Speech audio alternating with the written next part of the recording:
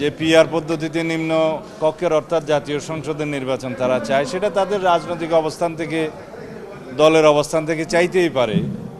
কিন্তু বাংলাদেশের বাস্তবতায় এবং ইতিপূর্বে সংস্কার কমিশনে আমাদের সাথে যেভাবে আলোচনা হয়েছে, সেই পিআর পদ্ধতির নির্বাচনের মধ্যে আমরা কোনো ঐক্যমত পাইনি। আর তাছাড়া বাংলাদেশে এই আনুপাতিক হারে নির্বাচনের জন্য কোনো ইতিহাস নাই এবং সংসদীয় রাজনীতি বা সংসদীয় নির্বাচনের ইতিহাস নাই। বাংলাদেশের রাজনৈতিক কালচারে সেটা একটা নতুন আইডিয়া, যার জন্য অনেক রকমের পরীক্ষা নিরীক্ষা পৃথিবীর বহু দেশে হয়েছে, সেটা কখনো দেখেছি আমরা আমাদের এই দেশের জন্য প্রযোজ্য নয়। এবং যেখানে যেখানে প্রযোজ্য আছে সেখানে অনেক জটিল অবস্থা।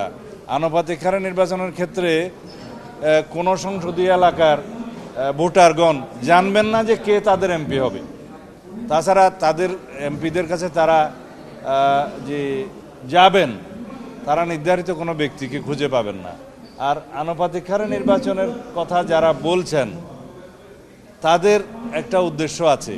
যারা স্থানীয় সরকারের নির্বাচন জাতীয় সংসদের নির্বাচনের আগে চায়, তাদের একটু উদ্দেশ্য আছে, হয় নির্বাচন বিলম্বিত করা অথবা বাংলাদেশে নির্বাচন না হওয়া।